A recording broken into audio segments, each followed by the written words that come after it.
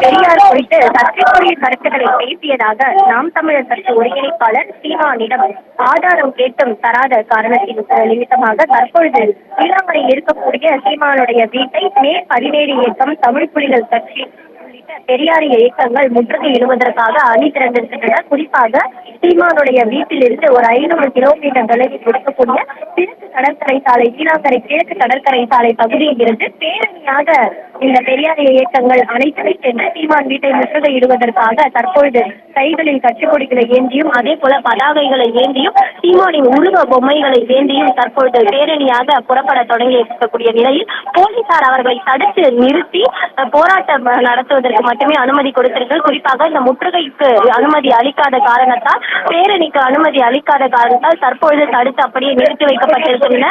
இந்த இயக்கங்களை சேர்ந்த முக்கிய நிர்வாகிகள் தற்பொழுது போலீசாருடன் பேச்சுவார்த்தையில் ஈடுபட்டு வருகின்றனர். குறிப்பாக தொடர்ச்சியாக தந்தை பெரியார் குறித்து சர்ச்சைக்குரிய கருத்துக்களை நாம் தமிழர் கட்சி ஒருங்கிணைப்பாளர் சீமான் பேசி வருவதாக இந்த ஆர்ப்பாட்டமானது நடைபெற்று வருகிறது. நூற்றுக்கணக்கானோர் ஆர்ப்பாட்டத்தில் பங்கேற்று சீமானுக்கு எதிராக கோஷங்களை இட்டு வரக்கூடிய காட்சிகளை நம்மால் பார்க்க முடிகிறது.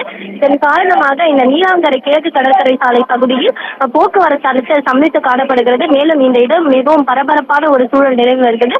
ஒருபுறம் சீமானின் ஆதரவாளர்கள் அவரது இல்லத்தில் குவிந்திருக்கின்றனர். அவர்கள் ஒருபுறம் குவிந்திருக்கக்கூடிய நிலையில் ஒருபுறம் போலீசார் ஏராளமானோர் குவிக்கப்பட்டு இருக்கின்றனர். இந்த நிலையில் பேரணியாக போராட்டம் நடத்த முற்படக்கூடிய போராட்டக்காரர்களை தற்பொழுது போலீசார் தடுத்து நிறுத்தி வைக்கின்றனர். தற்பொழுது இருந்த இடத்திலிருந்தே பெரியார் இயக்கங்கள் அனைத்தும் ஒன்று சேர்ந்த போராட்டத்தில் ஈடுபட்டு வருகின்றனர். பவித்ரா, விவரங்களுக்கு நன்றி மாயாவதி.